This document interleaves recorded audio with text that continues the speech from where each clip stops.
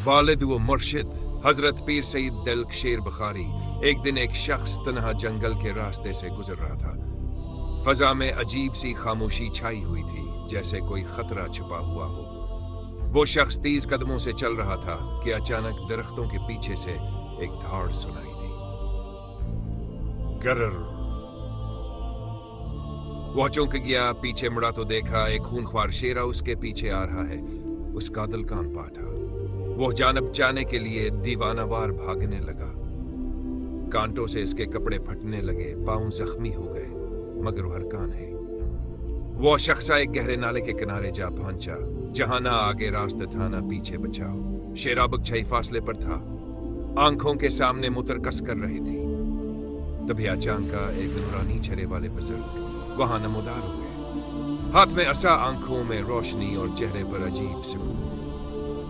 बुजुर्ग ने, बेटा घबराओ नहीं, अल्लाह पर यकीन रखो। उन्होंने अपना असा जमीन पर मारा। अचानक जमीन से एक रोशनी की लकीर निकली और शेर के आगे दीवार बन गई। शेर गरा कर रख गया, फिर एकदम पीछे हटा और जंगल की तारीकी में गायब हो गया। वो शख्स रोते हुए बुजुर्ग के कदमों में गिर पड़ा। बाबा जी, आप कौन हैं?